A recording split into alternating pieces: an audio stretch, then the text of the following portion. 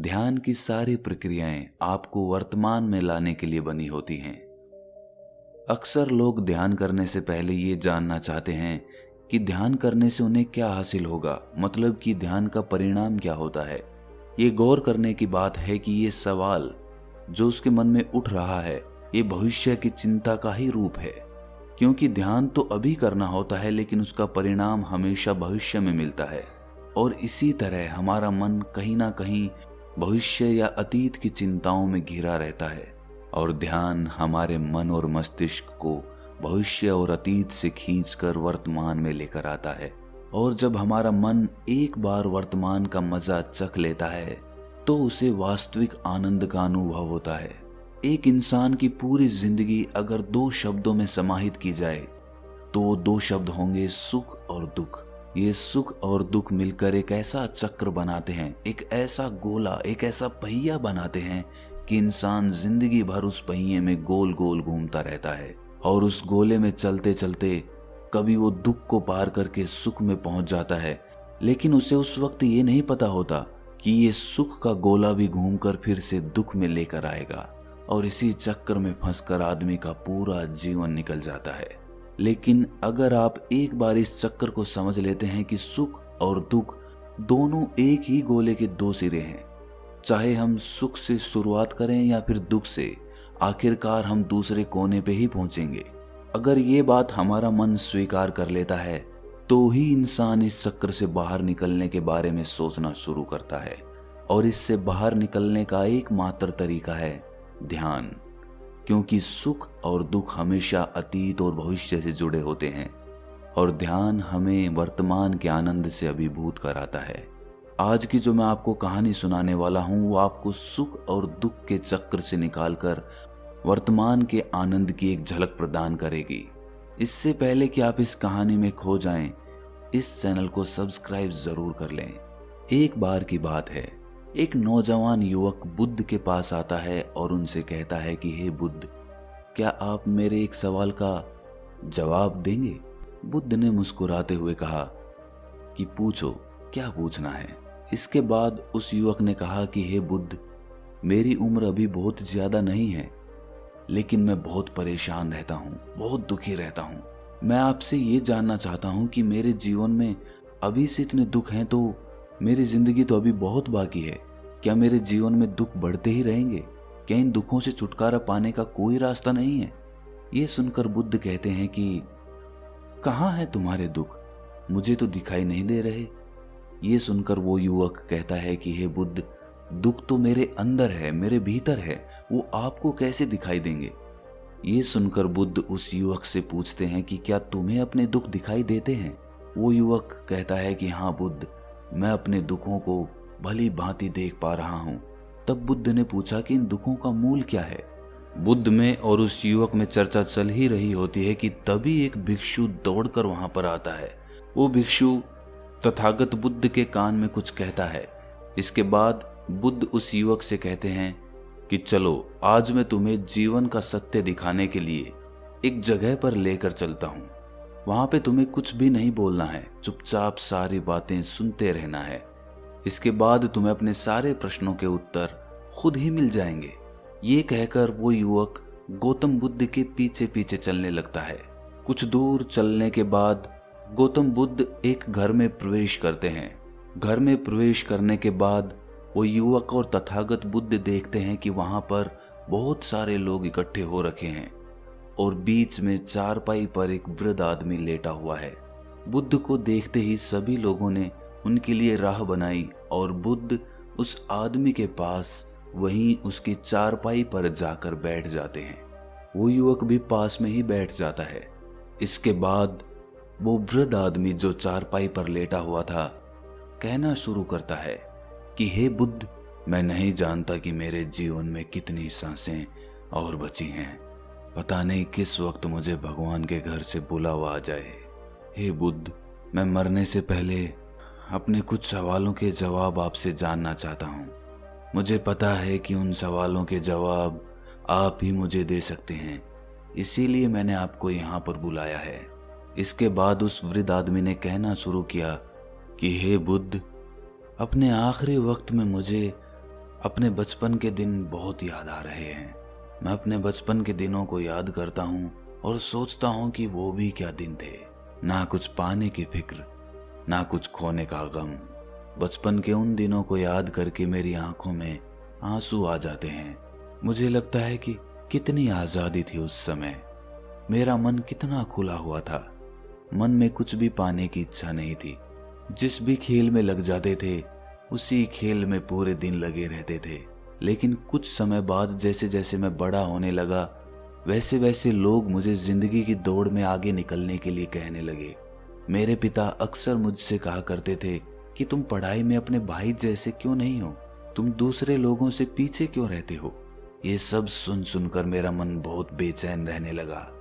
लोग मुझे बहुत ताने देते थे क्योंकि ना तो मैं खेल में अच्छा था और ना ही पढ़ाई में अच्छा था। सब लोग मुझे किसी और की तरह बनने के लिए कहते थे और उनके तानों से तंग आकर मैंने जीवन में कुछ हासिल करने का निश्चय किया। मैंने अपने आप से वादा किया कि मैं भी अपने भाई की तरह एक कामयाब इंसान बनूंगा और इसके लिए मैं दिन रात मेहनत करने में लग गया। शुरुआत में बहुत मुश्किलें आईं, बहुत निराशा हाथ लगी, लेकिन मैंने हार नहीं मानी और मैंने खुद अपना व्यापार खड़ा कर लिया। उसके बाद मुझे कुछ पाने का एहसास हुआ। मुझे बहुत खुशी हुई क्योंकि जो लोग मुझे ताने देते थे वही लोग अब मेरे आगे पीछे घूमने लगे थे। कुछ वक्त बाद एक रईस बेटी के साथ मेरी शादी हो गई और उसके बाद मुझे लग रहा था जैसे मेरा जीवन स्वर्ग बन गया हो। कुछ साल बाद मुझे 2 बेटे प्राप्त हुए। दोनों बहुत ही सुंदर और हष्ट-पुष्ट थे। अब मेरा मन मेरे बच्चों के लिए कुछ करने को उत्सुक हो गया।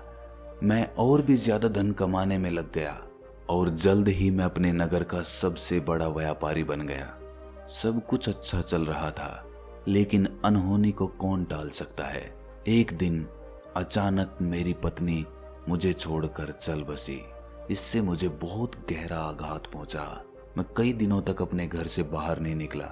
मेरे बेटे मुझे हिम्मत देते थे कि पिताजी, माताजी तो नहीं रही और जो हो चुका वो वापस नहीं आ सकता, लेकिन हम दोनों भाई आपका हमेशा साथ देंगे, आपकी हमेशा सेवा करेंगे।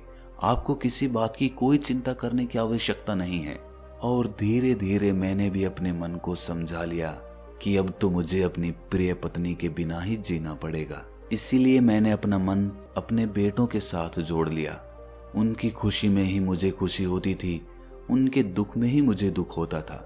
इसके बाद उस वृद्ध आदमी ने कहा कि हे बुद्ध, इस जीवन चक्र में अक्सर मुझे महसूस होता था कि आखिर जीवन क्या है। जीवन को उसकी गहराइयों में कैसे जाना जाए। ये कैसे जाना जाए कि मैं कौन हूँ और मैं इस दुनिया में क्या करने के लिए आया हूँ। ऐसे तमाम सवाल मेरे मन में उठते रहते थे। और मुझे आपके बारे में भी पता चला कि बुद्ध ऐसी ध्यान की प्रणालियां बताते हैं जिससे जीवन का मतलब समझा जा सकता है। लेकिन मैं हमेशा सोचता रहता था कि पहले मैं अपने जीवन से दुखों और परेशानियों को दूर कर देता हूँ, उसके बाद ध्यान में मैं अपना पूरा मन लगाऊंगा। और यही सोच सोचकर मैं कभी ध्यान नहीं कर पाता था। धीरे धीरे वक्त बीतता रहा और आखिर में उम्र ढलने के बाद मैं बीमार पड़ गया। वैसे मेरे जीवन में कोई कमी नहीं रही। मेरे बेटों ने मेरा अच्छा साथ दिया। मैंने जीवन में बहुत कुछ हासिल भी किया। लेकिन अब मैं अपने जीवन में अगर पीछे मुड़कर देखता हूँ तो मुझे एहसास होता है कि मेरे बचपन के दिन ही सबसे प्यारे दिन थे। तब उस वृद्ध आदमी ने बुद्ध से पूछा, मैं चंद घड़ियों का मेहमान बचा हूँ, ये मैं जानता हूँ, लेकिन क्या आप कुछ ऐसा सूत्र मुझे बता सकते हैं जिससे कि मैं सुकून से मर सकूं, मेरे मन के सारे सवाल जवाब शांत हो जाएं और मैं जीवन का असली मतलब समझकर मर सकूं। ये सुनकर बुद्ध ने कहा कि हर इंसान को बचपन के दिन प्रिय क्यों होते हैं, क्योंकि उस समय उसे कोई भी चिंताएं नहीं रहती। वो आजाद होता है, उसके मन में कोई लालसा नहीं होती। वो जिस काम में भी लग जाता है उसी में मग्न हो जाता है। लेकिन जैसे जैसे इंसान की आयु बढ़ने लगती है वैसे वैसे उसकी इच्छाएं, उसकी कामनाएं दिन ब दिन बढ़ती जाती है। और इसीलिए अक्सर इंसान भविष्य की तैयारियों में लगा रहता है या फिर अतीत के बारे में सोचता रहता है और वो वर्तमान में जीना भूल ही जाता है। और वहीं अगर हम किसी छोटे बच्चे को देखें तो उसके लिए कोई भविष्य या कोई अतीत नहीं होता। उसके लिए बस वर्तमान होता है और इसीलिए वो वर्तमान में पूरा आनंदित होकर रहता है। तुमने अपना पूरा जीवन अपनी कामयाबियों, अपने बेटों, अपनी पत्नी और अपने भविष्य की योजनाओं में ही बिता दिया और तुम हमेशा यही सोचते रहे कि पहले मैं अपने जीवन को व्यवस्थित कर लेता हूं और उसके बाद सत्य की खोज करूंगा, उसके बाद ध्यान करूंगा। लेकिन हम ये भूल जाते हैं कि कल कभी नहीं आता, भविष्य की योजनाएं कभी पूरी नहीं होती। जब एक योजना पूरी होती है तो हमारा मन दूसरी योजनाएं बना लेता है और इस प्रकार जीवन चक्र चलता रहता है। और अब आखिरी समय में जब मृत्यु तुम्हारी सैया पर लेटी हुई है तो तुम्हें एहसास हो रहा है कि मैंने जीवन में कुछ भी हासिल नहीं किया। अब तुम्हें लग रहा है कि जो भी तुमने किया उसमें से तुम एक सुई भी अपने साथ नहीं ले जा सकते। अगर यही बात तुम उस वक्त समझ लेते, मृत्यु कभी निश्चित होकर नहीं आती, वो तो कभी भी आ सकती है। अगर ये बात उस वक्त तुम्हारा मन समझ लेता तो तुम उसी वक्त ध्यान और सत्य की खोज में लग जाते।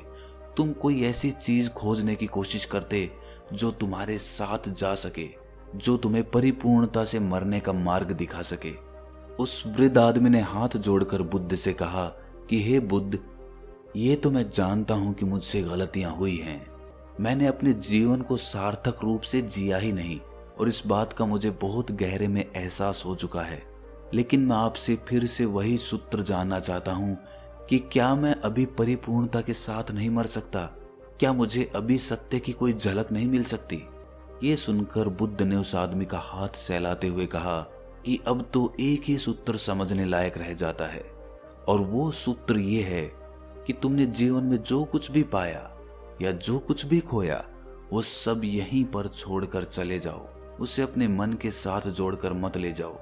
अपने मन में ये भाव पैदा करो कि तुमने अपने जीवन से बहुत कुछ सीख लिया और वास्तविकता में तुमने अपने जीवन में बहुत प्रगति की है, क्योंकि तुमने ये जान लिया है कि जीवन में कुछ भी सार्थक नहीं है और ये जानना भी बहुत बड़ी उपलब्धि होती है। लोग जीवन भर जीते जीते मर जाते हैं लेकिन उन्हें जीवन की निरर्थकता का कोई पता नहीं चलता। इसीलिए अभी अपने मन से सारे सवाल गिरा दो और ये भाव पैदा करो कि जीवन में जो कुछ जानने जैसा था वो मैंने जान लिया है और अब जीवन में कुछ भी जानने जैसा नहीं बचा है। जब तुम इस भाव, इस बोध से भर जाओगे तो तुम बिल्कुल खाली होकर मृत्यु को प्राप्त हो जाओगे। और वास्तविकता में यही मरने की कला होती है। हमने जीवन में जो कुछ भी पाया, जो कुछ भी खोया, वो इसी दुनिया का था और वो यहीं पर रह जाएगा। हमारे साथ कुछ भी नहीं जाएगा। हम खाली जाएंगे, हम बिल्कुल खाली जाएंगे।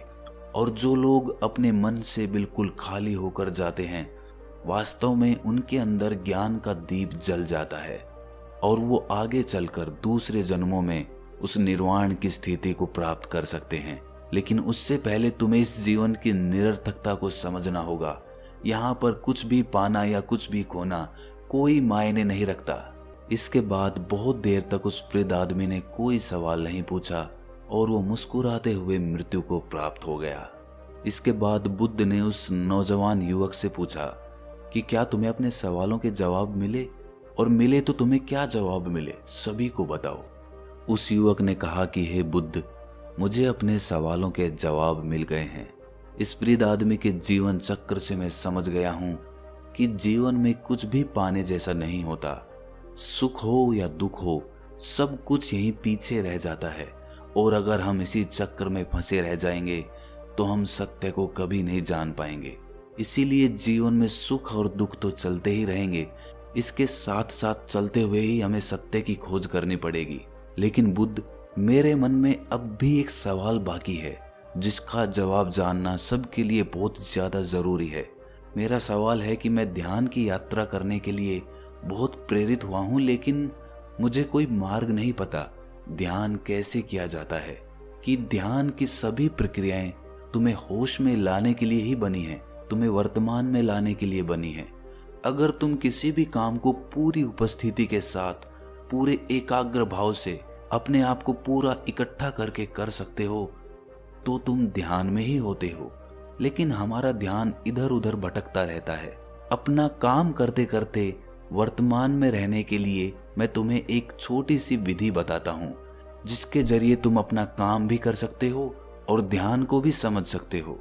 जब भी तुम चलते फिरते हो, उठते बैठते हो, सिर्फ अपनी सांसों पर ध्यान लगाना शुरू करो। सांस किस नाक से आ रही है, किस नाक से जा रही है, नाक के कौन से कोने से टकरा रही है, सिर्फ तुम उसके साक्षी भर हो जाओ। सिर्फ उसको देखते रहो। कुछ भी काम कर रहे हो, चल रहे हो, फिर रहे हो, खाना खा रहे हो, सिर्फ अपनी सांस पर ध्यान लगाओ। और ये करते वक्त तुम्हें महसूस होगा कि तुम्हारा दिमाग, तुम्हारे विचार तुम्हें इधर उधर ले जाते हैं, लेकिन थोड़ी देर बाद तुम्हें फिर से होश आएगा कि तुम्हें अपनी सांसों पर ध्यान लगाना है और तुम्हारा ध्यान फिर से सांसों पर टिक जाएगा। और धीरे धीरे जब तुम अपने विचारों को देखने लगोगे तो तुम पाओगे कि विचार विलीन होने लगे हैं। तुम्हारे अंदर बस एक खाली मैदान बचा हुआ है। सारे सवाल जवाब विलीन हो चुके हैं। इसके बाद बुद्ध ने कहा कि सांसें जो होती हैं वो वर्तमान में चलती है, ना ही वो भविष्य में चलती हैं, ना ही अतीत में चलती है। वो वर्तमान होता है, वही वर्तमान स्थिति होती है। और जब तुम अपनी सांसों से जुड़ जाते हो तो तुम वर्तमान में ध्यान लगाना सीख जाते हो, क्योंकि सांसें जिन पर तुम ध्यान लगा रहे हो वो वर्तमान में चल रही होती है। इसके बाद धीरे धीरे कदम दर कदम तुम्हें ध्यान का खुद ही एहसास होने लगेगा। फिर तुम जो भी काम करोगे उसमें तुम्हारा पूरा चित्त लगा होगा। तो शुरुआत वहीं से करो जहां पर तुम हो। यहीं से, अभी से अपनी सांसों को पकड़ना शुरू कर दो।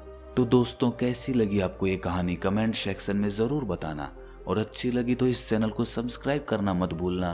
तो मिलते हैं अगली कहानी में, तब तक के लिए अपना ख्याल रखें।